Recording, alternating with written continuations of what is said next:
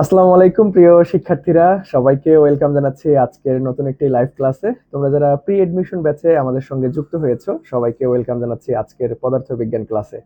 So আমরা তোমাদের আজকে থেকে আলটিমেটলি হচ্ছে আনুষ্ঠানিকভাবে আমাদের কি ফিজিক্সের যে ক্লাস সেটা শুরু হতে যাচ্ছে। সো আমরা ইতিমধ্যেই কিন্তু ফিজিক্সের হচ্ছে ঈদের আগে দুইটা ক্লাস করে ফেলছিলাম না, ঈদের পরে তোমাদের সাথে আনুষ্ঠানিক আজকে আমার প্রথম ক্লাস। সো ঈদের আগে অলরেডি আমরা দুইটা ক্লাস করেছি, দুইটা ক্লাসের মধ্যে আমরা দুইটা অধ্যায় শেষ করছি, তাই না? আজকে আমরা নর্মালি হচ্ছে পদার্থবিজ্ঞানের খুব গুরুত্বপূর্ণ দুইটা অধ্যায় শেষ করব। একটা হচ্ছে নিউটনিয়ান বলবিদ্যা আর একটা হচ্ছে আমাদের আহ, গতিবিদ্যা। সো এমন ভাবেই আমরা পড়াশোনা করব যাতে করে তোমাদের সামনে তো এইচএসসি পরীক্ষা, এইচএসসিও যাতে হেল্প হয় এবং পরবর্তীতে এডমিশনও যাতে তুলনামূলক তুমি এগিয়ে থাকো। দেখো, প্রি এডমিশন ক্লাস প্যাটার্ন কিরকম হয় এটা কিন্তু আমরা তোমাদেরকে অনেকবার বুঝাইছি এবং অনেকবার বলছি, আবারও বলতেছি, কারণ দীর্ঘ একটা বিরতির পর ঈদের পরে তোমাদের সাথে আমার আজকে প্রথম ক্লাস। সো তোমরা সবাই জানো অলরেডি আমরা কিন্তু তোমাদের উদ্দেশ্যে দুইটা করে ক্লাস নিয়ে ফেলছি। কেমিস্ট্রিতে তিনটা ক্লাস হয়ে গেছে অলরেডি এবং অন্যান্য সাবজেক্ট দুইটা করে হয়ে গেছে। ওকে, সো আজকে ফিজিক্সের এই ক্লাস শুরু করার আগে আমি তোমাদেরকে একটু বলি। দেখো, প্রি এডমিশন, যেহেতু এডমিশন কথাটা তোমাদের এইখানে আছে, তার মানে এমনটা কখনোই ভাববা না যে ভাই এই ক্লাসটা শুধুমাত্র এডমিশনের জন্য। এই ক্লাসটা কিন্তু শুধুমাত্র এডমিশনের জন্য না। দেখো, আমরা এইচএসসির আগ মুহূর্তে তোমাদেরকে এইচএসসি প্লাস এডমিশন এমন ভাবেই তোমাকে ব্যালেন্স করে পড়াবো যেই টপিকটা এইচএসসির জন্য গুরুত্বপূর্ণ এবং এডমিশন টেস্টের জন্য গুরুত্বপূর্ণ, শুধুমাত্র সেই টপিকগুলো নিয়েই আমরা এই প্রি এডমিশন ব্যাচে আলোচনা করব। তার মানে তুমি একই সাথে দুইটা প্রিপারেশন নিতে পারবা, তোমার এইচএসসিও কভার হবে, তোমার এডমিশনও কভার হবে। বুঝতে পারছো? তার মানে এই ক্লাসগুলো তুমি যদি গুরুত্ব দিয়ে করো ভাইয়া, এই এইচএসসির আগ মুহূর্তে তোমার দেখবা যে আলটিমেটলি খুব সুন্দরভাবে পুরো সিলেবাসটা, যেগুলো গুরুত্বপূর্ণ টপিক এইচএসসির জন্য, সেগুলো কভার হবে। তার পাশাপাশি তুমি কিন্তু এক ঢিলে দুই পাখি মারতে পারতেছো। তার মানে তুমি এইচএসসির জন্য পড়তেছো, কিন্তু আসলে প্রকৃতপক্ষে তোমার এডমিশনের জন্য প্রস্তুতি অটোমেটিক হয়ে যাবে। সেই ব্যবস্থাটাই তোমাদেরকে আমরা এই লাইভ ক্লাসগুলোতে করে দিব, তোমাদেরকে খুব সুন্দরভাবে অ্যানালাইসিস করে যে কোন টপিকগুলো আসলে এডমিশন টেস্টে আসে এবং এইচএসসি তে আসে, সেই টপিকগুলো সুন্দর মতো বেসিক টু অ্যাডভান্স আমরা তোমাদেরকে এই ক্লাসগুলোতে ক্লিয়ার করে দিব ইনশাআল্লাহ। ওকে, সো আশা রাখি সবকিছু ঠিকঠাক আছে। ওকে, এবং এইচএসসি তে আসে সেই টপিকগুলো সুন্দর মতো বেসিক টু অ্যাডভান্স আমরা তোমাদেরকে এই ক্লাসগুলোতে ক্লিয়ার করে দিব ইনশাআল্লাহ। ওকে, আচ্ছা ঠিক আছে, তাহলে চলো এইখানে সবকিছু পারফেক্ট, তাহলে আমরা আজকের কাঙ্ক্ষিত ক্লাসটা শুরু করে দেই। ওকে, আমরা আজকের কাঙ্ক্ষিত ক্লাসে সর্বপ্রথম যেই কোশ্চেনটা দেখতে পাচ্ছি, দেখো আমাদের খুব সুন্দর একটা প্রশ্ন যে ভাইয়া কোন ধরনের কণার পারস্পরিক বিনিময়ে মহাকর্ষ বলের উৎপত্তি হয়। তাহলে দেখো আমাদের এখানে মহাকর্ষ বল, তাহলে মহাকর্ষ বল আমাদের মেইনলি এইটা কোন টপিক থেকে আসছে বলো দেখি? এইটা হচ্ছে আমাদের মৌলিক বল থেকে আসছে, কারণ মৌলিক বলের ক্লাসিফিকেশনে থেকেই কিন্তু আমরা মহাকর্ষ বলটা পাই। তাহলে মৌলিক বল কত প্রকার ভাই? মৌলিক বল হচ্ছে চার প্রকার। চার প্রকার বা চারটা আমরা মৌলিক বল জানি। সেটা কি? এক নাম্বারটা হচ্ছে আমরা যদি বলি যে মহাকর্ষ বল, তারপরে আমরা বলতে পারবো কি ভাইয়া? তারপরে আমরা তড়িৎ চৌম্বক বল বলতে পারবো, তড়িৎ চৌম্বক বল, তড়িৎ চৌম্বক বল। আরেকটা বলতে পারবো হচ্ছে সবল নিউক্লিয় বল, সবল নিউক্লিয় বল। আর একটা বলতে পারবো হচ্ছে ভাইয়া দুর্বল নিউক্লিয় বল, তাই না? দুর্বল নিউক্লিয় বল। এই চারটা, নিচের কোনটি মৌলিক বল নয়, নিচের কোনটি মৌলিক বল, এই ধরনের প্রশ্নও কিন্তু পরীক্ষায় আসে। তো একটু কষ্ট করে তোমাদেরকে মাথায় রাখতে হবে। দেখো আমাদের মৌলিক বল মোট কয়টা আছে? চারটা।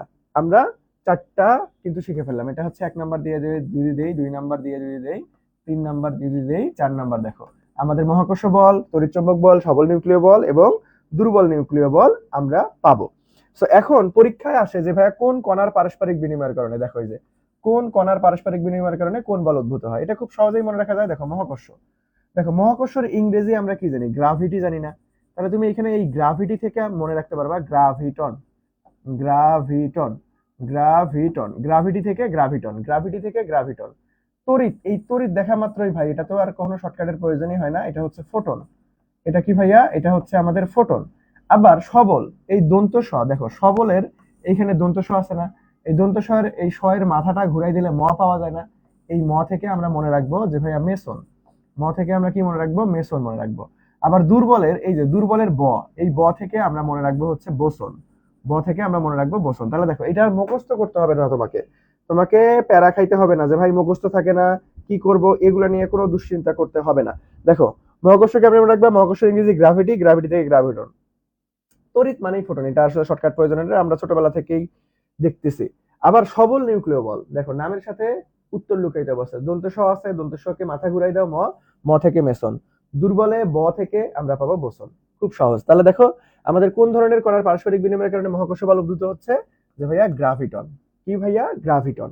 মারাত্মক ইম্পর্টেন্ট। সো আমি একটা আসছে, দেখো পরীক্ষা আসছে শুধুমাত্র মহাকর্ষ বল, বাট আমি তোমাকে শিখাইলাম কি এই টপিক থেকে আরো যেগুলো আছে, যেগুলো পারস্পরিক কণার বিনিময়ের কারণে হতে পারে, কারণ মৌলিক বল চারটা, এই চারটাই তোমাকে খুব সুন্দরভাবে মনে রাখতে হবে, বা মনে রাখতে হবে, মুখস্থ করতে হবে। ওকে, সো আমি তোমাদেরকে, যাদের মুখস্থ বিদ্যা ভালো না বা মুখস্থ থাকতে চায় না, প্যারা নাই, আমি তোমাদেরকে এই থিওরি অংশগুলো খুব সুন্দরভাবে শর্টকাটে তোমাদেরকে খুব সুন্দরভাবে গুছিয়ে দিব। তুমি জাস্ট টেকনিক্যালি মনে রাখতে পারলে দেখবা যে এখান থেকে আর কোনো প্রবলেম হবে না ইনশাআল্লাহ। ওকে, তাহলে চলো আমরা পরবর্তীতে চলে যাই। দেখো ঘর্ষণ বল ও বস্তুর বেগের মধ্যবর্তী কোণ কত? দেখো এটা প্রশ্ন খুবই ইম্পর্টেন্ট, এটা এডমিশন টেস্ট, তারপরে হচ্ছে এইচএসসি, অনেক জায়গায় আসে। ওকে, সো দেখো আমাদের ঘর্ষণ বল এবং আমাদের বস্তুর বেগ, এটা একটু মনে করো একটু তোমাকে পেঁচাই দিছে, ঠিক আছে? আমরা সবাই জানি নিউটনের থার্ড ল থেকে কি জানি ভাইয়া? নিউটনের থার্ড ল থেকে আমরা কি জানি বলো তো দেখি? নিউটনের থার্ড ল থেকে আমরা জানি যে প্রত্যেক ক্রিয়ারই বিপরীত ও সমান প্রতিক্রিয়া বল আছে। তার মানে ক্রিয়া বল যদি এইদিকে কাজ করে, ঠিক বিপরীত, সমান ও বিপরীত, সমান ও বিপরীত প্রতিক্রিয়া বল আমাদের ঠিক তার বিপরীতে কাজ করবে। প্রতিক্রিয়া বল ঠিক তার বিপরীতে কাজ করবে। তাহলে ক্রিয়া ও প্রতিক্রিয়া, ক্রিয়া ও প্রতিক্রিয়া, ক্রিয়া ও প্রতিক্রিয়া, এটার মধ্যবর্তী কোণটা কত ভাইয়া? ক্রিয়া ও প্রতিক্রিয়া এটার মধ্যবর্তী কোণটা কত? 180 ডিগ্রি না? ক্রিয়া ও প্রতিক্রিয়া এটার মধ্যবর্তী কোণটা কত ভাইয়া? 180 ডিগ্রি না? তাহলে দেখো ক্রিয়ার ঠিক বিপরীতেই প্রতিক্রিয়া বল কাজ করবে, ক্রিয়ার ঠিক বিপরীতেই প্রতিক্রিয়া বল কাজ করবে। বুঝতে পারছো? তাহলে দেখো এখন এই প্রশ্নটা দেখো, এই প্রশ্নটা কিন্তু ঘর্ষণ বল। দেখো আমরা যদি সমতলে একটা বস্তুকে নেই, তাহলে ধরো এটাতে আমাদের অবশ্যই এটা অমসৃণ তল, অমসৃণ তল, ধরো অমসৃণ তল। তাহলে এই বস্তুটাকে যদি আমি সামনের দিকে বেগ প্রয়োগ করতে চাই, তাহলে অবশ্যই এই যে ঘর্ষণ বল কি করবে? বাধা দিবে, ঘর্ষণ বল পিছন দিকে কাজ করবে। তাহলে দেখো আমাদের তাহলে বস্তুর বেগ এবং ঘর্ষণ বল এটা কার সাথে তুলনা করতে পারি?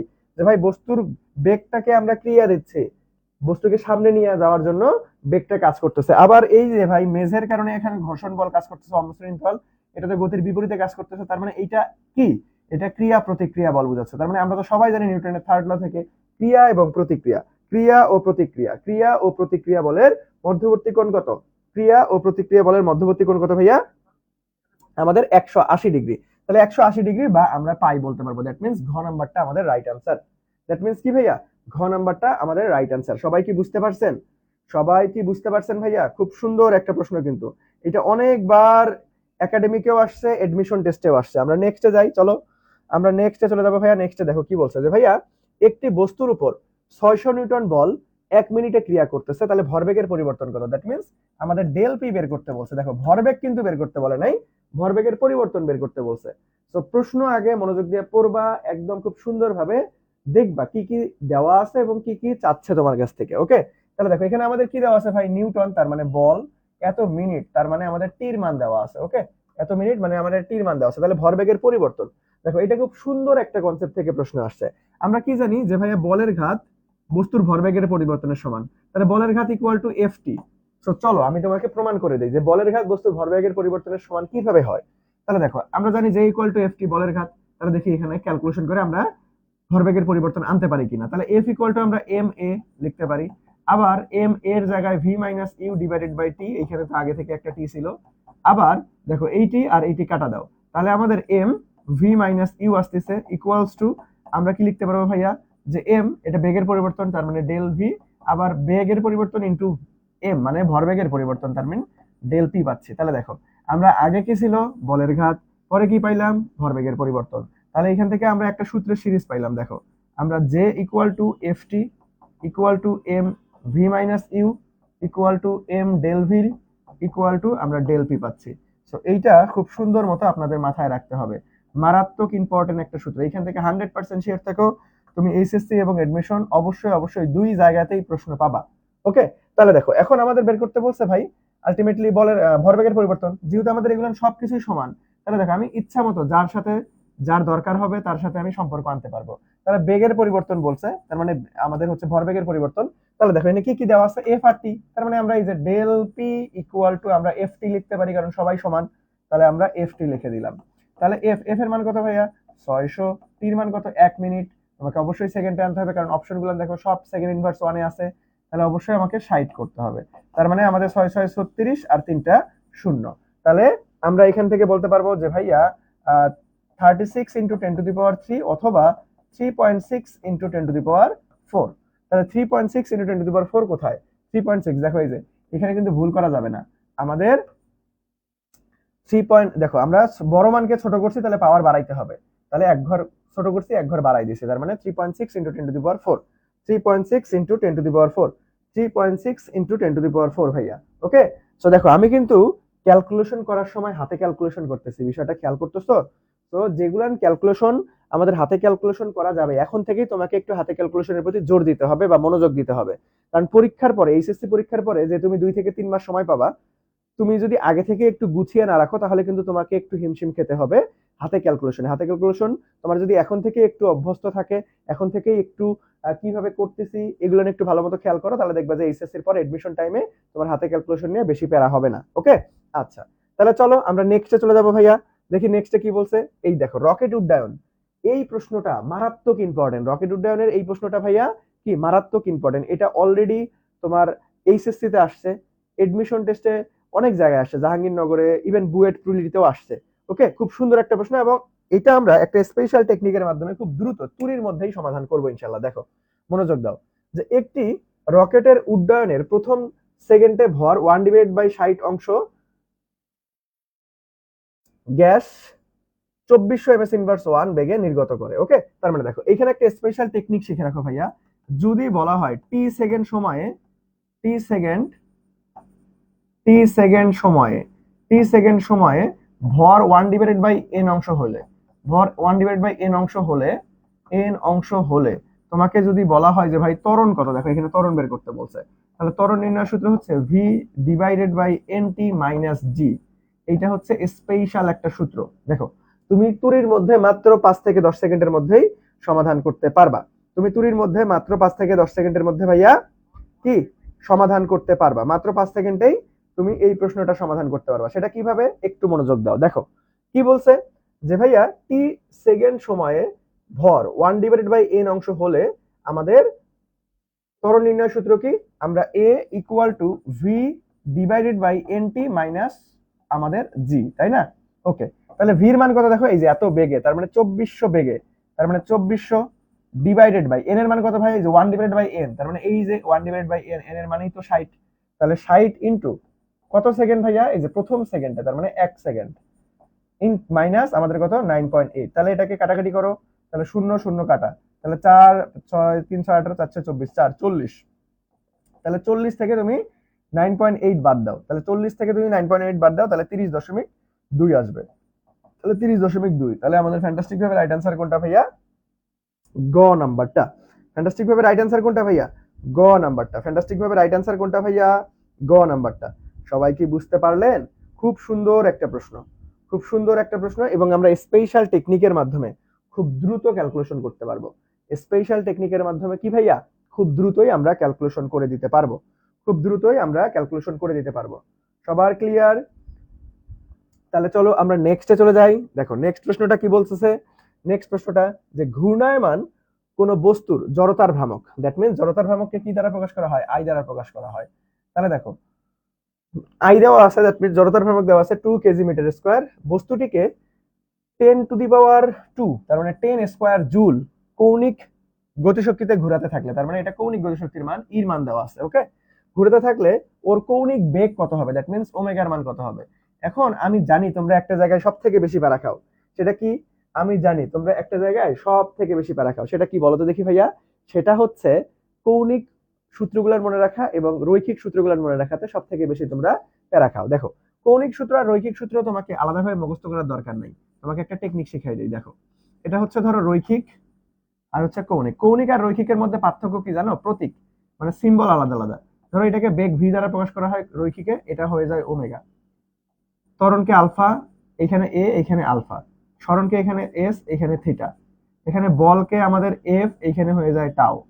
তারপরে হচ্ছে এখানে ভরবেগকে পি, এখানে হয়ে যায় এল। ওকে, তো এই বেসিক ইনফরমেশন গুলো তুমি জানা থাকে, তাহলে যে কোনো সময় যে কোনো সূত্রকে তুমি ঘুরাই দিতে পারবে। এখানে ভরকে এম, এখানে হচ্ছে আই দ্বারা প্রকাশ করা হয়। ওকে, তাহলে দেখো আমাদের এখানে ধরো কি দেওয়া আছে, আমাদের ঘূর্ণন গতিশক্তি, দ্যাট মিন্স ঘূর্ণন মানে কৌণিক গতিশক্তি। তাহলে আমরা ধরো কৌণিক গতিশক্তির সূত্র মনে নাই, প্যারা নাই, তুমি রৈখিক সূত্রটা আগে লিখে নাও। তাহলে হাফ এম ভি স্কোয়ার পাচ্ছি, তাই না? ই কে ইকুয়াল টু কি পাচ্ছি, হাফ এম ভি স্কোয়ার পাচ্ছি। তুমি এইখান থেকে তাহলে ভাই চেঞ্জ করে নাও, তাহলে ই ইকুয়াল টু হাফ, কৌণিকে করলে কি হয়ে যায়, এমটা আই হয়ে যায়, তাহলে আই, ভিটা কি হয়ে যায় ওমেগা। দেখছো আমাদের রৈখিক থেকে কৌণিক সূত্র কনভার্ট করলাম। এরকম ভাবে তুমি যে কোনো সূত্র কনভার্ট করতে পারবা। ধরো যেমন আমাদের এফ ইকুয়াল টু আমরা এম এ জানি, তাহলে এফটা কি হয়ে যায়, ঘূর্ণন বল টাও, তার মানে টাও ইকুয়াল টু এমটা আই হয়ে যায়, এটা আলফা হয়ে যায়, টাও ইকুয়াল টু আই আলফা। দেখছো তুমি যে কোনো সূত্র স্থাপন করতে পারবে। ধরো তুমি ভরবেগের সূত্র কনভার্ট করবে, তাহলে p equal to m v, তাহলে পিটা হয়ে যায় এল, এমটা হয়ে যায় আই, ভিটা হয়ে যায় ওমেগা। দেখছো L equal to I omega. এগুলো কিন্তু প্রত্যেকটাই অনেক গুরুত্বপূর্ণ সূত্র, তুমি রৈখিক থেকে কৌণিকে কনভার্ট করতে পারবা। তুমি রৈখিক থেকে কি করতে পারবা ভাই, কৌণিকে কনভার্ট করতে পারবা। তুমি রৈখিক থেকে কি করতে পারবা, কৌণিকে কনভার্ট করে দিতে পারবা খুব ইজিলি। ওকে, তাহলে দেখো আমরা এখন ক্যালকুলেশন করি, আমাদের কৌণিক বেগের মান বের করতে বলছে, তার মানে এই যে ওমেগার মান, তাহলে ওমেগা ইকুয়াল টু একবারে করে দিলাম, তাহলে রুট করে দাও, তারপরে এই টুটা পার হলে টু ই হয়ে যাবে, এইখানে হাফটা পার হইলে আর এখানে আই থাকবে। তাহলে দেখো এই বাবারা একটু মনোযোগ দাও, দেখো হাতে ক্যালকুলেশন করা যায় কিনা। তাহলে টু ইন্টু ইর মান কত ভাইয়া, ইর মান হচ্ছে 10 square, that means 100, divided by I এর মান কত ভাই 2, তাহলে এই যে এই দুই কাটা, তাহলে 100 কে রুট করলে হয় 10, তাহলে আমাদের অ্যান্সার ইজ 10। 10 কোথায় আছে, 10 radian per second, 10 radian per second. দেখো আমাদের এই যে এই স্কোয়ার মানে কি বাবা, স্কোয়ার মানে আলটিমেটলি আমাদের দেখো দুইটা শূন্য, তাহলে 100 হয়ে যাবে, হবে না? তাহলে 10 রেডিয়ান পার সেকেন্ড। এই তো ক নাম্বারটাই আমাদের ফ্যান্টাস্টিক ভাবে রাইট অ্যান্সার। ক নাম্বারটাই আমাদের ফ্যান্টাস্টিক ভাবে কি ভাইয়া, রাইট অ্যান্সার। ক নাম্বারটাই আমাদের ফ্যান্টাস্টিক ভাবে রাইট অ্যান্সার। একটু মাথা খাটাইতে হবে, দেখছো? সো কোনো কঠিন কিছু না, কিন্তু তুমি চাইলে যে কোনো রৈখিক সূত্র কৌণিক সূত্রে কনভার্ট করতে পারবা। সেই জন্য তোমাকে কি করতে হবে, যে ভাই সিম্বল গুলো মনে রাখতে হবে, যে ভাই প্রতীক, যে কোনটা রৈখিকে কি দ্বারা প্রকাশ করা হচ্ছে, কোনটা কৌণিকে কি দ্বারা প্রকাশ করা হচ্ছে, কোনটা রৈখিকে কি দ্বারা প্রকাশ করা হচ্ছে, কোনটা কৌণিকে কি দ্বারা প্রকাশ করা হচ্ছে। এই বিষয়টা তুমি যদি মাথায় রাখতে পারো, তাহলে খুব ইজিলি, তাহলে খুব ভাইয়া ইজিলি তুমি এই জিনিসটা সমাধান করতে পারবা। এই জিনিসটা কি ভাইয়া সমাধান করতে পারবা। দেখছো আমি কিন্তু টেকনিক গুলো শিখিয়ে দিছি। তার মানে তোমাকে যদি এইখানে টর্ক বের করতে বলে, অর্থাৎ ঘূর্ণন বল বের করতে বলে, তুমি পারবা। তোমাকে যদি কৌণিক ভরবেগ বের করতে বলে, তুমি পারবা। দেখো আমি একটা প্রশ্ন এমন ভাবেই তোমাকে শিখাই দেওয়ার ট্রাই করতেছি, যাতে এই প্রশ্নটা এই টপিক থেকে যতই ঘুরাই পেঁচায় আসুক না কেন, তুমি যাতে 100% অ্যান্সার করতে পারো।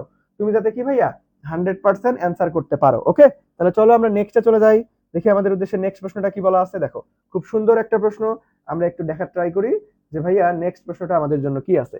যে একটি চাকার ভর দেওয়া আছে 6 কেজি, তার মানে আমাদের এম এর মান কত ভাইয়া, এম এর মান হচ্ছে 6। ওকে, কোন অক্ষের সাপেক্ষে চক্রগতি ব্যাসার্ধ, ভাই চক্রগতি ব্যাসার্ধ মানে কি, বড় হাতের কে এর মান দেওয়া আছে। ওকে, 30 সেন্টিমিটার। দেখো এখানে সেন্টিমিটার, বাকি অপশনগুলো তো সব মিটারে আছে, তার মানে অবশ্যই একক কনভার্ট করতে হবে।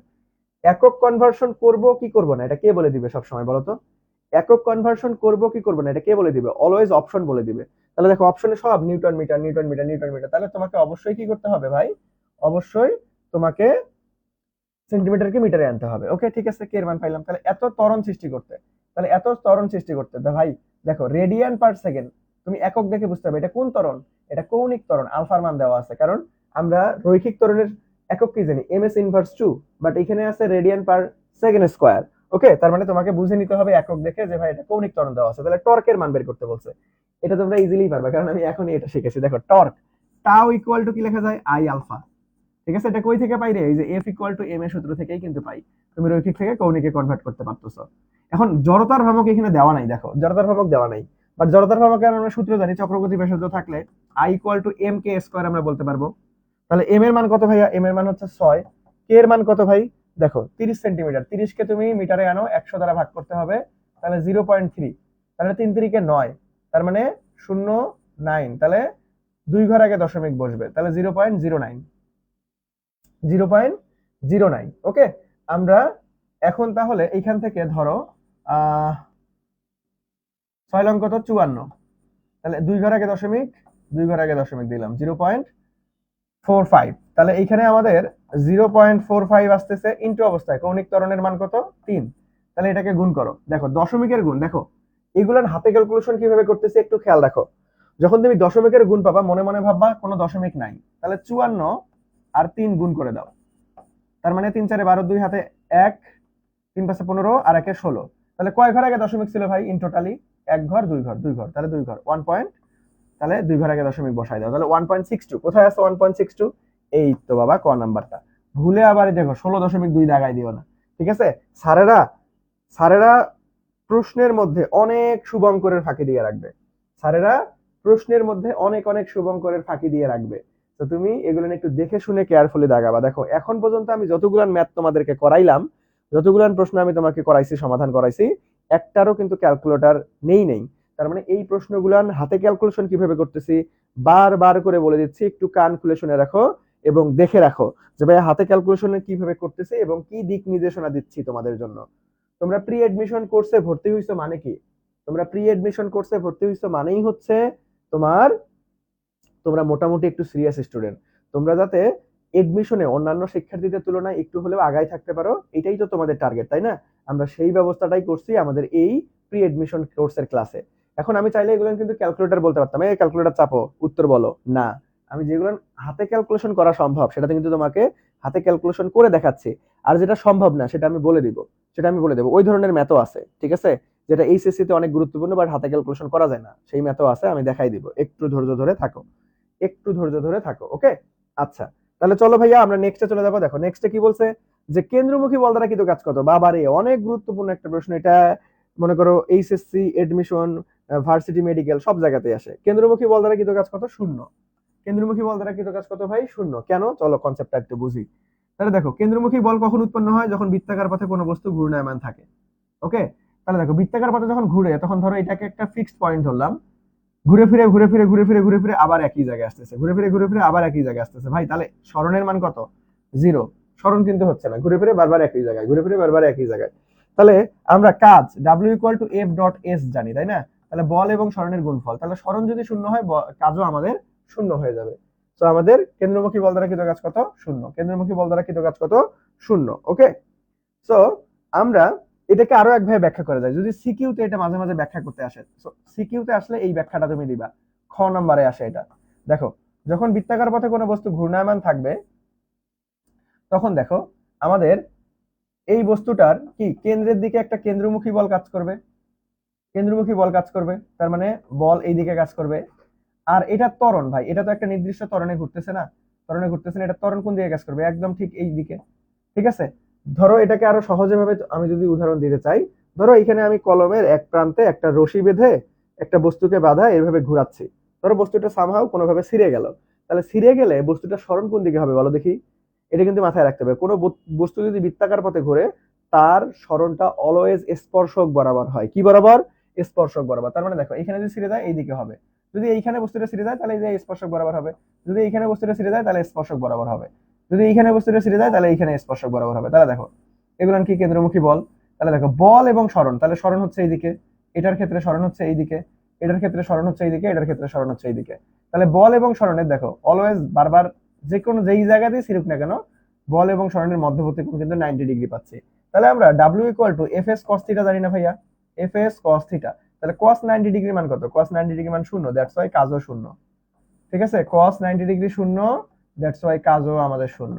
সো যদি সিকিউ তে খ নম্বরে আসে অবশ্যই এই চিত্রটা দিবা, চিত্রটা দিয়ে এই কথাগুলো একটু সাজাই লিখবা, গুছাই লিখবা, তাহলে দেখবা তোমাকে 2 এ 2 দিয়ে দিবে। ওকে, সো এটা খ নম্বরে আসে, কেন্দ্রমুখী বল দ্বারা কৃত কাজ কেন শূন্য, বা কেন্দ্রমুখী বল দ্বারা কৃত কাজ শূন্য ব্যাখ্যা করো। এই ধরনের প্রশ্ন অনেকবার আসছে, এই ধরনের প্রশ্ন ভাইয়া অনেকবার আসছে, এই ধরনের প্রশ্ন অনেকবার আসছে। ওকে, সবাই কি বুঝছেন বলো তো দেখি, সবাই কি বুঝছেন আমাকে একটু বলো, সবার কি ক্লিয়ার?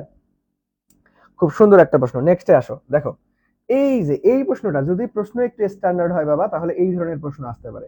সবাই একটু মনোযোগ দিয়ে দেখো, সবাই একটু মনোযোগ দিয়ে দেখো। দেখো এখানে কি বলছে, যে ভাইয়া কোনো বস্তুর উপর প্রযুক্ত বল, এখন কিন্তু বলের স্পেসিফিক নির্দিষ্ট মান নাই, যে ভাই 30 নিউটন, 40 নিউটন, 50 নিউটন, এইরকম স্পেসিফিক কোনো মান বলা নাই। এখানে বলা আছে কি ভাইয়া, F = একটা সমীকরণ দেওয়া আছে, t² + t+2। ওকে, তাহলে সমীকরণ আকারে দেওয়া থাকলে তোমাকে অবশ্যই ইন্টিগ্রেশন বা ডিফারেন্সিয়েশন করতে হইতে পারে। চলো আগে আমরা প্রশ্নটা পড়ি, দেখি আগে কি বলছে। দেখো টি আই মানে ইনিশিয়াল সময় 1 সেকেন্ড হতে টিএফ মানে ফাইনাল সময় t = 2 সেকেন্ড সময়ের মধ্যে প্রযুক্ত আমাদের কি হবে ভাইয়া, বলের ঘাত কত। ঠিক আছে, এই প্রশ্নটা মারাত্মক মারাত্মক মারাত্মক ইম্পর্টেন্ট, সেটা এইচএসসি এবং এডমিশন দুইটার জন্যই, এইচএসসি এবং এডমিশন দুইটার জন্যই ভাইয়া, খুবই গুরুত্বপূর্ণ একটা প্রশ্ন এটা। ওকে, তাহলে দেখো এটা বেশ ডিপ কনসেপ্ট থেকে আসছে, একদম বেশ ডিপ কনসেপ্ট থেকে আসছে। দেখো এখানে কিন্তু অনেক ব্যাপার স্যাপার আছে, আমি একটু সুন্দরভাবে তোমাকে বোঝানোর ট্রাই করি। দেখো আমরা নিউটনের সেকেন্ড ল থেকে কি জানি ভাইয়া, নিউটনের সেকেন্ড ল থেকে কি জানি, বস্তুর উপর প্রযুক্ত বল ভরবেগের পরিবর্তনের সমানুপাতিক, তাই না? ভরবেগের পরিবর্তনের সমানুপাতিক, তার মানে আমরা নিউটনের সেকেন্ড ল থেকে এফ প্রপোর্শনালস টু আমাদের ডিপি ডিভাইডেড বাই ডিটি আমরা বলতে পারবো। ওকে, আচ্ছা তাহলে এখন দেখো এইখানে থেকে যদি আমরা ভরবেগের পরিবর্তন বের করতে চাই, তার মানে dp equal to F dt লিখতে পারি, এফ ডিটি লিখতে পারি। দেখো আর গুণ করে দিলাম, বাই ডিপি মানে কি, ক্ষুদ্র অংশ, তাই না? একদম ক্ষুদ্র অংশ। তো ক্ষুদ্র অংশ আলটিমেটলি যদি আমরা বের করতে চাই একদম প্রপার বড় এরিয়ার ক্ষেত্রে, তখন আমাদের কি করতে হয়, উভয় পাশে ইন্টিগ্রেশন করতে হয়। দেখো আমরা কিন্তু ফিজিক্স ক্লাস করতেছি, কিন্তু আমরা ম্যাথের ক্যালকুলাস পার্টের একটু হেল্প নিতে হবে। তাহলে এটাকে দুই পাশে ইন্টিগ্রেশন করলে কি হবে, তখন আমরা আমরা ডিপি কে ইন্টিগ্রেশন, আলটিমেটলি আমরা ডেল পি ভরবেগের পরিবর্তন পেয়ে যাব। আর এই যে আমাদের ইন্টিগ্রেশন চিহ্ন এফ ডিটি আর হচ্ছে এফ টি ডিটি, তার মানে এখান থেকে আমরা একটা সূত্র পাইলাম। দেখো ভরবেগের পরিবর্তন ইকুয়াল টু ইন্টিগ্রাল, এখানে যেহেতু টি এর সাপেক্ষে ডিফারেন্সিয়েট করতেছি, সো লিমিট আকারে টি আই এবং আপার লিমিট হবে টি এফ ফাইনাল সময়টা, ফাইনাল সময়টা, এবং আমাদের এফ এর যে সমীকরণটা থাকবে সেটা বসাবো, এবং টি এর সাপেক্ষে আমাদের কি করব, আমাদেরকে ইন্টিগ্রেশন করলে আমরা ভরবেগের পরিবর্তন পাবো। দেখো এই সূত্রটা নরমালি একটু অ্যাডভান্স, যদি প্রশ্ন একটু কঠিন করে, যদি ভাইয়া প্রশ্ন একটু কঠিন করে, যদি ভাইয়া প্রশ্ন একটু কঠিন করে, তাহলে এই ধরনের এইখান থেকে এই ধরনের প্রশ্ন চলে আসবে। ওকে, এখন কথা হচ্ছে যে ভাই আপনি বলের ঘাত বের করতে বলছে, আপনি ভরবেগের পরিবর্তন কেন বের করতেছেন? দেখো আমরা কিন্তু একটু আগে এটাও প্রমাণ করছি যে বলের ঘাত বস্তুর ভরবেগের পরিবর্তনের সমান, বলের ঘাত বস্তুর ভরবেগের পরিবর্তনের সমান, বলের ঘাত বস্তুর ভরবেগের পরিবর্তনের সমান, মনে আছে রে? বলের ঘাত বস্তুর ভরবেগের পরিবর্তনের সমান। দেখো তাহলে আমরা এই বলের ঘাত ভরবেগের পরিবর্তন মানেই হচ্ছে কি ভাই, এটাকেই লিখতে পারবো আমরা বলের ঘাত, কারণ আমরা একটু আগে প্রমাণ করে দিয়েছিলাম যে জে ইকুয়াল টু কিভাবে ক্যালকুলেশন করে আমরা ডেল পি পাই। ঠিক আছে, একটু আগেই দেখাই দিয়েছি। তাহলে দেখো এখানে ভরবেগের পরিবর্তন বের করা মানেই বলের ঘাত বের করা, কারণ বলের ঘাত বস্তুর ভরবেগের পরিবর্তনের সমান। দেখছো মোটামুটি কত ডিপ কনসেপ্ট থেকে আসছে। একবার নিউটনের সেকেন্ড ল থেকে আলটিমেটলি সূত্র গঠন করে নিলাম, তারপরে আবার আর একবার বলের ঘাত বস্তুর ভরবেগের পরিবর্তনের সমান। মারাত্মক সুন্দর একটা প্রশ্ন। তাহলে দেখো এখন আমাদেরকে ইন্টিগ্রেশন করতে হবে। তাহলে লোয়ার লিমিট কত ভাই, ওই যে ইনিশিয়াল সময় 1 আর ফাইনাল সময় কত 2, আর এখানে কত সমীকরণটা বসাও যে ভাইয়া টি square plus 2t into T, তাহলে দেখো টি স্কোয়ার প্লাস টি প্লাস 2 ডিটি। এখন আমরা ইন্টিগ্রেশনের বেসিক সূত্র আমরা সবাই জানি যে integral x to the power N, এটাকে যদি আমরা এক্স এর সাপেক্ষে ইন্টিগ্রেশন করি, তাহলে আমাদের লেখা যায় যে ভাইয়া x to the power n plus one divided by n plus one. ঠিক আছে, আবার যদি কনস্ট্যান্ট কোনো মানকে ইন্টিগ্রেশন করি, তাহলে ওটার সাথে আমাদের ওই চলকটা যুক্ত হয়ে যাবে। তাহলে চলো আমরা আগে সূত্র অ্যাপ্লাই করি। তাহলে থার্ড ব্র্যাকেট দিব, লিমিটের কাজ আগে করবো না, আগে সূত্রটা অ্যাপ্লিকেশন করে নিই। তাহলে এখানে আসবে কত ভাইয়া, T cube divided by 3 plus T square divided by 2 plus 2t, লিমিটের কাজ করি নাই, সূত্রের কাজ করে নিলাম। তাহলে লিমিট 1 আর 2 রেখে দাও। তাহলে এখন আমাকে লিমিটের কাজ করতে হবে। তাহলে লিমিটের কাজ কিভাবে করবো ভাই, আপার লিমিট মাইনাস লোয়ার লিমিট।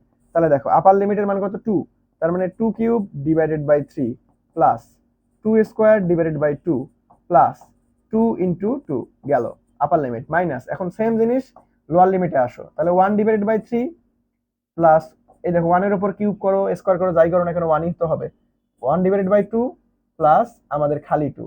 এখন এটাকে জাস্ট কেন ক্যালকুলেট করো, এটাকে ক্যালকুলেট করলে অ্যানসার চলে আসবে।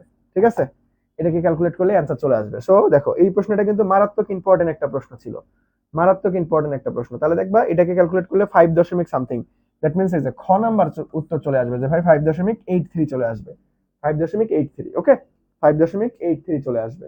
সো খুব খুব খুবই সুন্দর একটা কনসেপ্টের প্রশ্ন ছিল, খুবই সুন্দর একটা কনসেপ্টের প্রশ্ন ছিল, খুবই সুন্দর একটা কনসেপ্টের প্রশ্ন ছিল। সবাই কি বুঝতে পারলেন, সবাই কি বুঝতে পারলেন ভাইয়া? দেখো খুবই সুন্দর একটা প্রশ্নের কনসেপ্ট ছিল। ওকে, খুবই সুন্দর একটা কনসেপ্টের প্রশ্ন ছিল, খুবই সুন্দর একটা কনসেপ্টের প্রশ্ন ছিল। সবাই কি বুঝতে পারছো, সবাই কি বুঝতে পারছো? দেখো তাহলে আমরা নেক্সটে চলে যাব। দেখো প্রশ্ন যদি একটু স্ট্যান্ডার্ড হয় বা তোমাদের ভাষায় যেটা কঠিন, দেখো নরমালি এটা কিন্তু কঠিন না, স্ট্যান্ডার্ড। তোমার যদি বেসিক কনসেপ্ট গুলো ক্লিয়ার থাকতো, তাহলে খুব সুন্দর মতো এই প্রশ্নটা তুমি উত্তর করতে পারতা বা পারবে। ওকে, দেখো এখানে একদম ভাই নিউটনের সেকেন্ড ল, এটা তো আমরা ক্লাস 10 থেকে পড়ে আসতেছি, 8 9 10 থেকে পড়ে আসতেছি। সেকেন্ড ল থেকে আমাদের একটু ইন্টারমিডিয়েটের কনসেপ্ট, একটু অ্যাডভান্স কনসেপ্টে চলে গেছে। তারপরে আমাদের এইখানে আরেকটা প্যাচ দিয়ে রাখছে, বলের ঘাত বের করতে বলছে, বাট আমাদেরকে ভরবেগের পরিবর্তন মানেই বলের ঘাত, এটা তো আমরা জানি। ওকে, আচ্ছা তাহলে চলো আমরা কি করবো ভাইয়া, আমরা নেক্সটে চলে যাই। দেখো নেক্সটে কি বলছে, নেক্সটে এই কোশ্চেনটাও মারাত্মক ইম্পর্টেন্ট। রিসেন্ট সালে ঢাকা ইউনিভার্সিটি, জাহাঙ্গীরনগর, জগন্নাথ, যে কোনো জায়গায় তুমি কোশ্চেন ব্যাংক খুলে দেখো, দেখবা পাবা। তো এইটা আমাদের এইচএসসি এডমিশন দুই জায়গার জন্যই অনেক গুরুত্বপূর্ণ একটা কনসেপ্ট। দেখো আমরা কি জানি যে ভাইয়া এখানে কি বলা আছে দেখি, যে 10 গ্রাম ভরের একটি বল 100 সেন্টিমিটার সেকেন্ড ইনভার্স 1 বেগে একটি উলম্ব দেয়ালে আনুভূমিকভাবে আঘাত করে একই বেগে ফিরে আসতেছে। দেয়াল কর্তৃক বলের ঘাত কত? দেখো ডাইন পার সেকেন্ড, তার মানে একক কনভার্ট করার কোনো দরকার নাই, সব সিজিএসে আছে।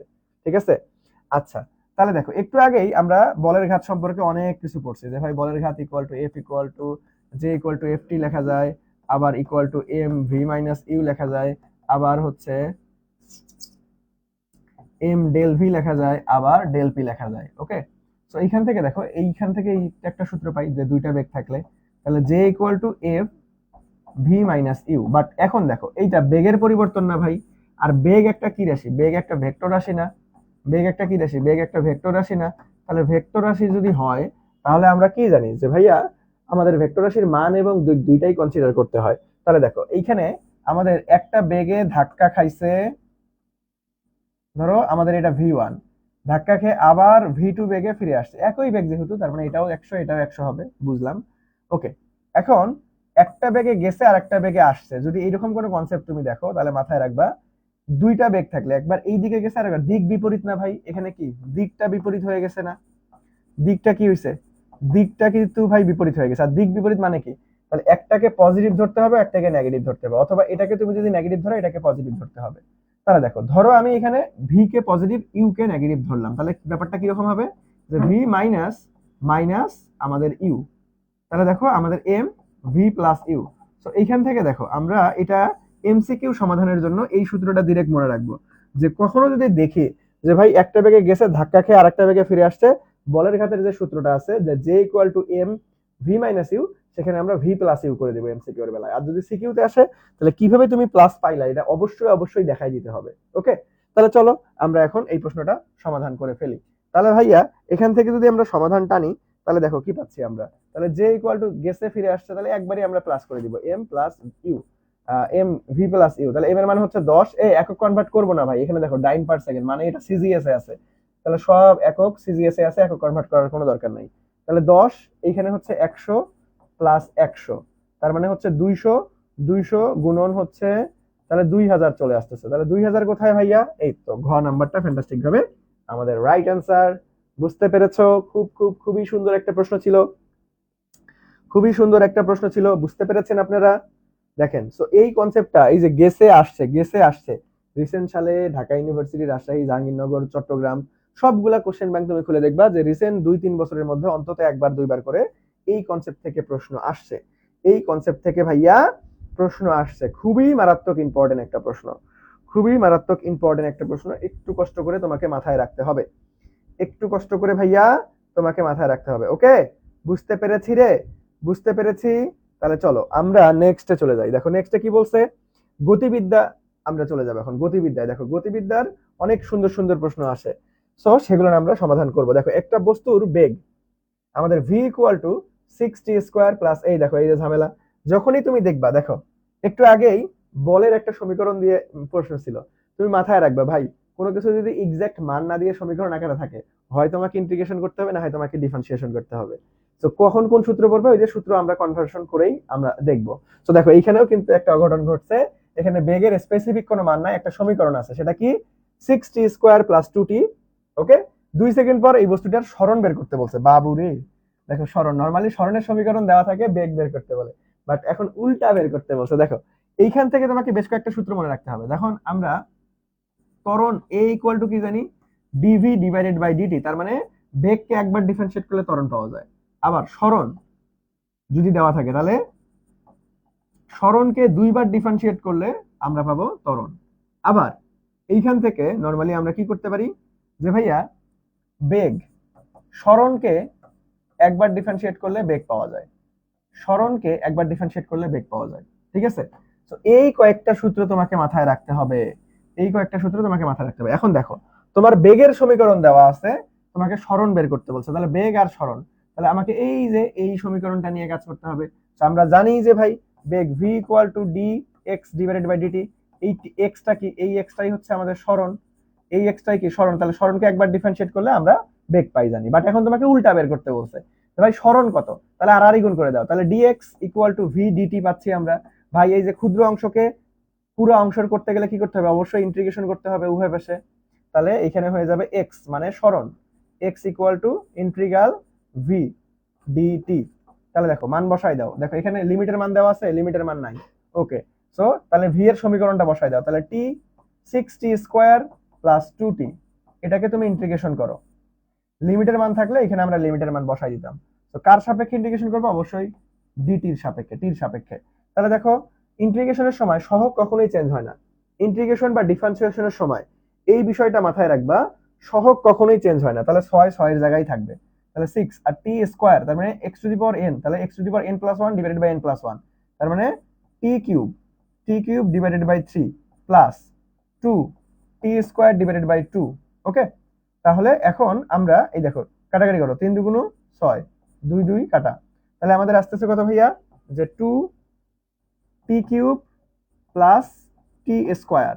তাহলে এখন এই যে সময় তোমাকে দেওয়া আছে কত ভাই, টির মান দেওয়া আছে 2 সেকেন্ড, তাহলে 2 সেকেন্ড বসাই দাও, তার মানে 2 ইনটু 2 এর উপর কিউব প্লাস 2 এর উপর স্কয়ার, তাহলে এখানে 8, 8 আর 8 দুগুণ 16, আর এখানে 4, তাহলে 16 আর 4 20। So answer is 20। মারাত্মক সুন্দর একটা প্রশ্ন, দেখছো এই প্রশ্নটা কিন্তু খুবই ইন্টারেস্টিং একটা প্রশ্ন। নরমালি তোমাকে কি থাকে, নরমালি সরণের সমীকরণ দেওয়া থাকে, বেগ বের করতে বলে, এটা তুমি অহরহ অহরহ জায়গায় দেখতে পারবা যে ভাই সরণের সমীকরণ দেওয়া আছে, বেগ বের করতে বলছে, জাস্ট একবার ডিফারেন্সিয়েট করলেই পেয়ে যাচ্ছি। বাট এইটা কিন্তু উল্টা ফরমেশন, তোমাকে কিসের মান দেওয়া আছে ভাই, তোমাকে সরণের মান দেওয়া, তোমাকে হচ্ছে বেগের মান দেওয়া আছে, সরণ বের করতে বলছে, তাহলে কি আমাকে এই যে সূত্র ফরমেশন করে আমরা কি করছি, ইন্টিগ্রেশন করা লাগছে। সো এই ধরনের প্রশ্ন ভাই এডমিশন এবং এইচএসসি দুই জায়গার জন্যই গুরুত্বপূর্ণ, এডমিশন এবং এইচএসসি দুই জায়গার জন্যই গুরুত্বপূর্ণ, এডমিশন এবং এইচএসসি কি ভাইয়া দুই জায়গার জন্যই গুরুত্বপূর্ণ, মারাত্মক ইম্পর্টেন্ট একটা প্রশ্ন। ঠিক আছে, মারাত্মক ইম্পর্টেন্ট একটা প্রশ্ন। ঠিক আছে ভাইয়া, ঠিক আছে বলো, ঠিক আছে ভাইয়া একটু বলো, বুঝতে পারছো, মারাত্মক ইম্পর্টেন্ট প্রশ্ন। তাহলে চলো আমরা নেক্সটে চলে যাব। দেখো নেক্সটে কি বলছে, এই যে গতিবিদ্যার সব থেকে গুরুত্বপূর্ণ কনসেপ্ট হচ্ছে প্রাস, গতিবিদ্যার সব থেকে গুরুত্বপূর্ণ কনসেপ্ট হচ্ছে প্রাস। তাহলে চলো প্রাস নিয়ে একটু আলোচনা করি তোমাদের।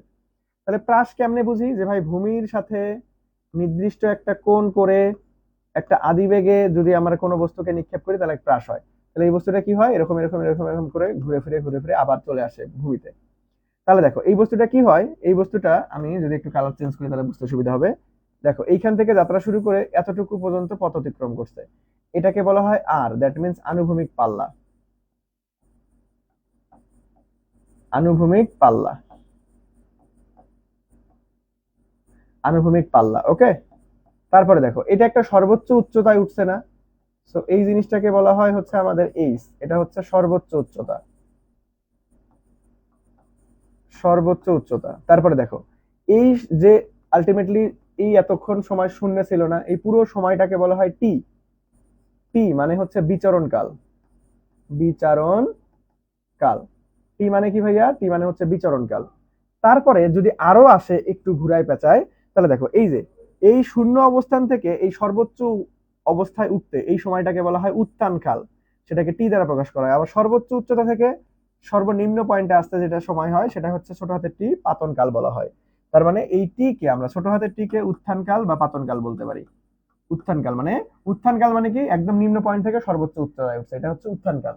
আবার মানে সর্বোচ্চ উচ্চতা থেকে নিম্নে আসছে সেটা হচ্ছে পাতন কাল। তাহলে উত্থান কাল বা পাতন কাল, উত্থান কাল বা পাতন কাল।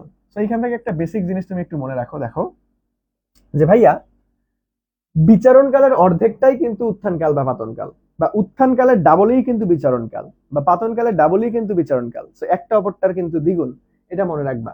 ওকে, তাহলে দেখো এখান থেকে আমাদের ডিরেক্ট সূত্রগুলো আসে এবং এই ডিরেক্ট সূত্রগুলো থেকে আমাদের প্রশ্ন সমাধান করতে বলে। এটা খুবই সহজ, বাট সূত্র মুখস্থ করাটা একটু প্যারা, তাই না? তো দেখো তোমাদেরকে সূত্রগুলো একটু মনে করাই দেই।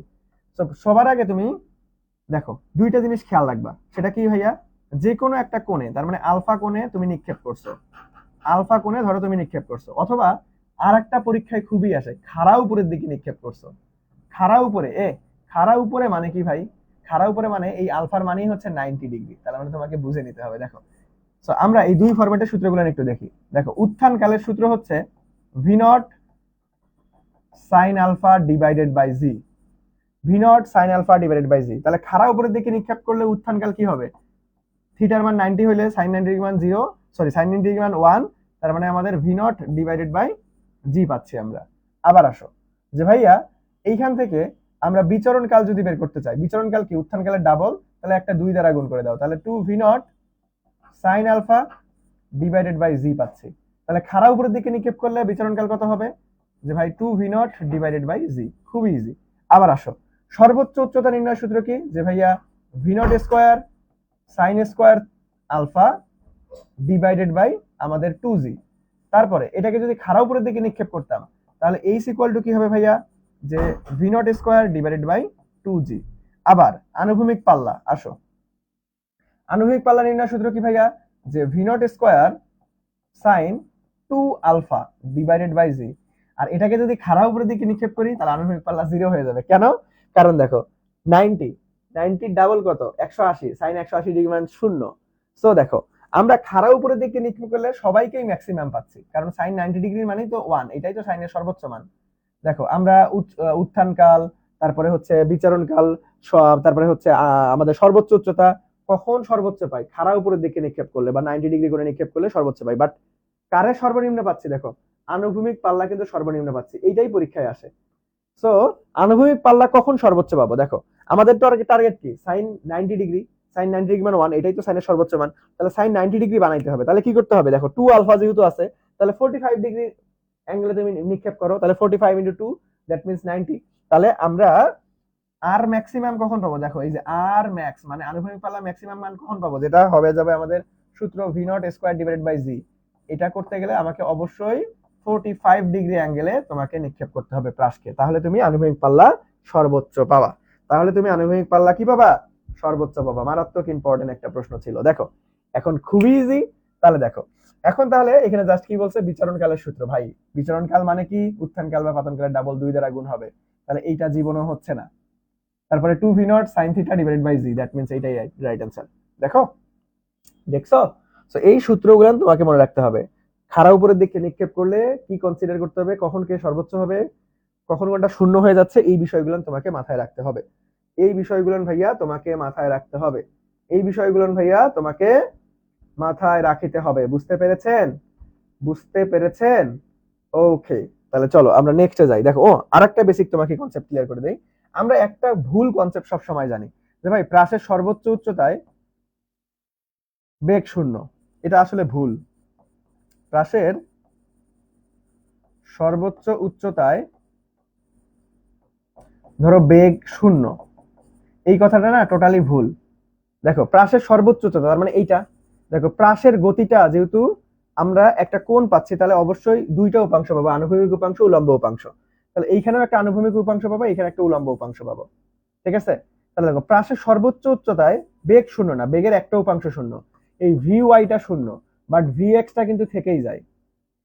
ভি ওয়াই শূন্য মানেই তো এই আর উপরে উঠতে পারে নাই, এই জন্য এইটাই তার সর্বোচ্চ উচ্চতা। বাট ভি এক্স এই যে গড়াই গড়াই নিচে আসতেছে, এই আনুভূমিক উচ্চতা, আনুভূমিক যদি বেগটা না থাকতো তাহলে ধাপ করে নিচে পড়ে যেত, কিন্তু ধাপ করে কি নিচে পড়ে না, সে কার্ভ হয়ে কিন্তু নিচে পড়ে। তাহলে এইখানে সর্বোচ্চ উচ্চতায় ভি ওয়াইটা শূন্য হয়, মানে উলম্ব উপাংশ শূন্য, কিন্তু ভি এক্স থেকে যায়, দ্যাটস ওয়াই সে কার্ভ হয়ে নিচে পড়ে। এই জিনিসটা একটু মাথায় রাখবো। অনেক সময় আমরা ভুল করে মুখস্থ করি যে প্রাসের সর্বোচ্চ উচ্চতা বেগ শূন্য না, প্রাসের সর্বোচ্চ উচ্চতায় বেগের একটা উপাংশ শূন্য আর একটা উপাংশ থেকে যায়, উলম্ব উপাংশ শূন্য আর একটা উপাংশ আনুভূমিক উপাংশ কিন্তু থেকেই যায়। ওকে, তাহলে নেক্সট আসি। দেখো এগুলো তুরিতেই সমাধান করতে পারবো আমরা, বেসিক কনসেপ্ট একদম খুব সুন্দর মতো ক্লিয়ার করে দিয়েছি তোমাদেরকে। ওকে, দেখো এখানে আনুভূমিকের সাথে কত কোণে নিক্ষেপ করলে একটি প্রাস সর্বাধিক আনুভূমিক দূরত্ব অতিক্রম করবে? বাবা সর্বাধিক আনুভূমিক দূরত্ব মানেই আনুভূমিক পাল্লা। তাহলে আনুভূমিক পাল্লা ম্যাক্সিমাম কখন হয়? কত ডিগ্রি করে নিক্ষেপ করলে? 90 না 45। একটু আগেই তোমাদেরকে শিখাইলাম, দেখছো? একটু আগেই তোমাকে শিখাইলাম, এই শর্তগুলো নিয়ে পরীক্ষায় ঘুরাই ফিরাই আসে। নেক্সটে আসি আমরা। দেখো হাত ঘড়ির মিনিটের কাটার কৌণিক বেগ কত? ভাই কৌণিক বেগ নির্ণয়ের সূত্র কি? যে ভাইয়া 2πn ডিভাইডেড বাই টি। তাহলে ভাই 2πn ডিভাইডেড বাই টি মান বসায় দাও। 2πn একবার ঘুরছে, কারণ একবারই ঘুরবে, ডিভাইডেড বাই এ টি। টির মান কত দেখো তো? হাত ঘড়ির মিনিটের কাটা বলছে ভাই, মিনিট মানে কত? মিনিট মানে কত? 60 ইন্টু 60 3600। তাহলে আমাদের এটাকে সাজাই লেখো, এটাকে সাজাই লেখো যে ভাই 2π ডিভাইডেড বাই কত হবে? 3600। তাহলে আমাদের কত? 2π divide by 3600। Pi divide by 3600 আছে, হবে না? কাটাকাটি করো, এটাকে যদি কাটো তাহলে 1800 চলে আসবে। তাহলে এই যে আমাদের পাই ডিভাইড বাই 1800, এটাই হচ্ছে ফ্যান্টাস্টিক ভাবে রাইট অ্যান্সার। এটাই হচ্ছে ফ্যান্টাস্টিক ভাবে রাইট অ্যান্সার। দেখছো, একটু কেয়ারফুল থাকতে হবে। 3600 দেখে দাগাই দেওয়া যাবে না, কারণ এখানে উপরে 2π নাই, খালি পাই আছে। ওকে, তাহলে তোমাকে কাটাকাটি করে উত্তরটা দাগাই দিতে হবে। নেক্সটে আসি আমরা। দেখো কি বলছে, যে 0.01 দৈর্ঘ্যের একটি ঘড়ির মিনিটের কাটার প্রান্তীয় বিন্দুর রৈখিক বেগের মান কত? ভাই রৈখিক বেগের মান, রৈখিক বেগ ভি ইকুয়াল টু কি লেখা যায়? ওমেগা আর, তাই না? এখন দেখো আমরা ওমেগা ইকুয়াল টু কি জানি? 2π ডিভাইডেড বাই টি, আর এখানে আর। তাহলে দেখো এত মিটার দৈর্ঘ্যের একটি ঘড়ির মিনিটের কাটা, ভাই একটা ঘড়ির মিনিটের কাটা মানেই এটা ব্যাসার্ধ প্রকাশ করতেছে। এটা ধরো মিনিটের কাটা ছিল, তাহলে এটাই তো তার ব্যাসার্ধ, তার মানে এইটাই তার ব্যাসার্ধ প্রকাশ করতেছে। ওকে, আবার আসো, যে ভাইয়া মিনিটের কাটার প্রান্তীয়, কি বলছে? মিনিটের কাটার, এখানে তোমাকে মিনিটের কাটা বলছে নাকি সেকেন্ডের কাটা বলছে, এটার উপরে ডিপেন্ড করে এই টির মান বসবে। তাহলে দেখো আমরা 2π ডিভাইডেড বাই মিনিট মানে কত? 60 ইন্টু 60 3600, আর ইন্টু অবস্থায় কত হবে? 0.01। ঠিক আছে, এটাকে জাস্ট ক্যালকুলেট করো, এটাকে ক্যালকুলেট করলেই দেখবা অ্যান্সার চলে আসবে। দেখবা যে গ নাম্বার চলে আসবে। ঠিক আছে, গ নাম্বার চলে আসবে, গ নাম্বার চলে আসবে। বুঝতে পারছো? এটা ক্যালকুলেটর দিয়েই ক্যালকুলেট করিও, এটা এইচএসসি তে আসে। ঠিক আছে, এটা ক্যালকুলেটর দিয়েই ক্যালকুলেট করিও, এটা এইচএসসি তে আসে। ওকে, সো দেখো এইখানে মিনিট বাদ দিয়ে, দেখো আমি তিনটারে লিখে দেই। যদি সেকেন্ডের কাটার কৌণিক বেগ বলে, সেকেন্ডের কাটা, তাহলে ওমেগা ইকুয়াল টু 2πn একবার ডিভাইডেড বাই সেকেন্ড হইলে 60 হয়। যদি মিনিট বলে ভাই, মিনিট বললে omega equal to 2π divided by 60 into 60 3600 হবে। আবার যদি ঘন্টা বলে ভাইয়া, ঘন্টা, তাহলে আমাদের কি করতে হবে? 2π 60 ইন্টু 60, তারপরে আর একটা কি 12 ঘন্টা, 12 দ্বারা গুণ করতে হবে। ওকে, সো এই মিনিট ঘন্টা সেকেন্ড পরীক্ষার হলে কে বলা আছে, কাকে বলা আছে, এই বিষয়টা খেয়াল রাখতে হবে। কে বলছে, কাকে বলছে, এই বিষয়টা খেয়াল রাখতে হবে। কে বলছে, কাকে বলছে, এই বিষয়টা ভাইয়া খেয়াল রাখতে হবে। বুঝছো সবাই? ওকে, তাহলে চলো আমরা নেক্সট প্রশ্নতে চলে যাই। দেখো নেক্সট প্রশ্নটা কি বলছে, খুব সুন্দর একটা প্রশ্ন। দেখো এইটা প্রশ্ন একদম সিকিউতেও আসতে পারে, তোমরা এইচএসসি তে সিকিউতেও আসতে পারে, বা ধরো এডমিশন টেস্টে রিটেনেও আসতে পারে। এডমিশন টেস্টে রিটেনে আসতে পারে ভাইয়া, মারাত্মক ইম্পর্টেন্ট একটা প্রশ্ন। তো সবাই আমরা একটু মনোযোগ দিই। দেখো কি বলছে, যে ভূমির সাথে 30 ডিগ্রি কোণে এবং 50 ms ইনভার্স 1 বেগে উপরের দিকে একটি বস্তুকে নিক্ষেপ করা হলো।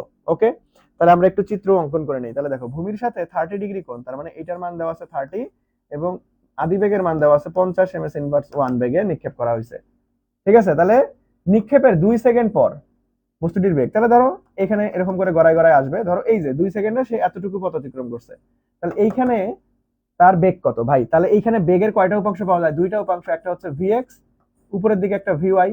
তাহলে ভিএক্স ভিওয়াই বের করতে হবে, তারপরে এটার ভি বের করার নিয়ম কি? যে রুট ওভার ভিএক্স স্কোয়ার করে দিতে হবে, ভিওয়াই স্কোয়ার করে দিতে হবে। ওকে, তাহলে এখন আসো যে ভাই ভিএক্স টা আগে আমরা বের করি। তাহলে ভিএক্স কেমনে বের করব?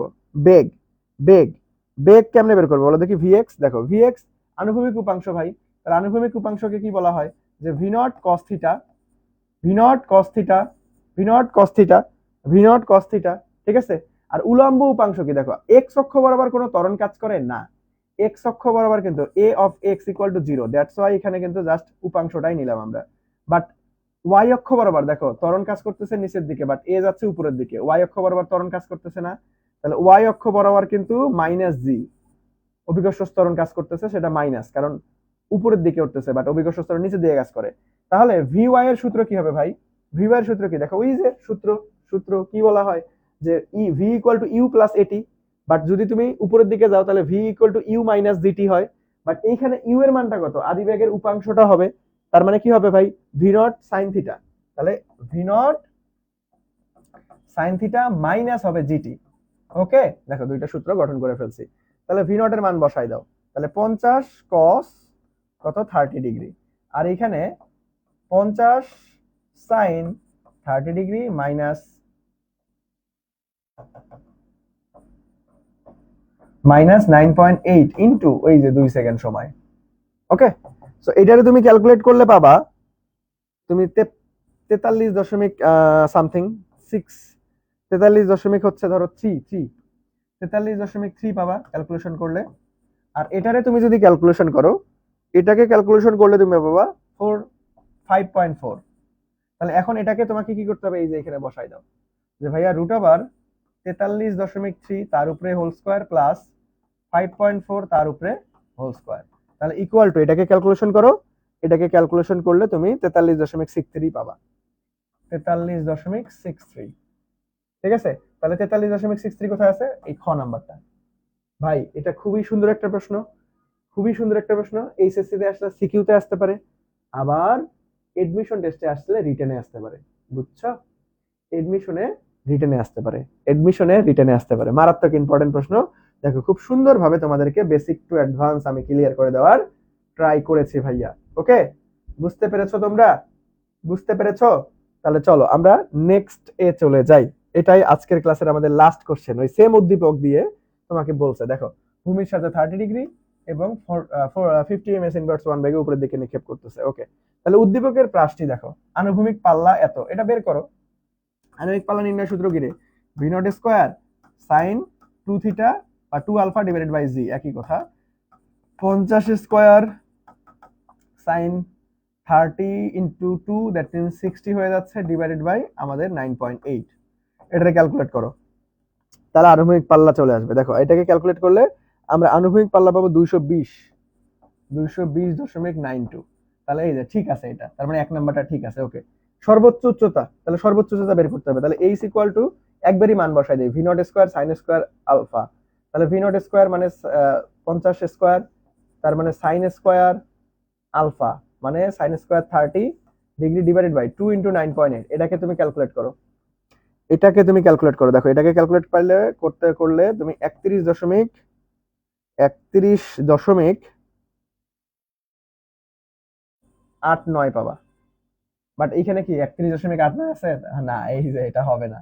তাহলে 2 নাম্বারটা হলো না। 3 নাম্বারটা একটু চেক করে দেখো, সর্বাধিক উচ্চতায় বেগের উলম্ব উপাংশ শূন্য। হ্যাঁ, অবভিয়াসলি রাইট, একটু আগেই তো এটা আমরা দেখছি। সর্বোচ্চ উচ্চতায় আনুভূমিক উপাংশ আমাদের থেকে যায়, উলম্ব উপাংশটা কিন্তু আমাদের শূন্য হয়। তাহলে আমাদের রাইট কোনটা, 1 আর 3। তাহলে 1 আর 3 কোথায় আছে বাবা, এই তো খ নাম্বারে রাইট আনসার। বুঝছো? তো আমরা খুব সুন্দরভাবে নিউটনিয়ান বলবিদ্যা এবং আমাদের গতিবিদ্যা চ্যাপ্টারের যত গুরুত্বপূর্ণ টপিক ছিল, যেটা এইচএসসি তেও গুরুত্বপূর্ণ এবং এডমিশন টেস্টের জন্য গুরুত্বপূর্ণ, সেই সকল টপিক এ টু জেড আমি তোমাদেরকে বেসিক টু অ্যাডভান্স খুব সুন্দরভাবে ক্লিয়ার করে দিয়েছি আজকের এই ক্লাসে। তো সবাই বলো যে ভাইয়া ক্লাসটা কেমন লাগলো। তোমরা রেগুলার কিন্তু ক্লাসগুলো করবা ভাই, ঠিক আছে? আমি জানি তোমরা হয়তো হচ্ছে এখন এইচএসসি নিয়ে একটু মহাচিন্তায় আছো যে ভাই এইচএসসি, এগুলো কিন্তু এইচএসসির বাহিরের পড়াশোনা না। তুমি এই ক্লাসগুলো করলে এইচএসসি তেও তুলনামূলক আগায় থাকবে। আমরা সেইটাই কিন্তু ক্লাসে মেইনটেইন করি। এখন আমরা এমন কিছু পড়াবো না যেটা এইচএসসির জন্য গুরুত্বপূর্ণ না। তো তোমরা রেগুলার ক্লাসগুলো করবা, মনোযোগ দিয়ে ক্লাসগুলো করবা। এই ক্লাসগুলো থেকেই দেখবে যে সর্বোচ্চ সংখ্যক তুমি এইচএসসি তেও কমন পাবা, আবার এডমিশন টেস্টেও ইনশাআল্লাহ কমন পাবা। ওকে, তাহলে আজকের ক্লাসটা এই পর্যন্তই। সবাই ভালো থাকো, সুস্থ থাকো, আল্লাহ হাফেজ, আসসালামু আলাইকুম।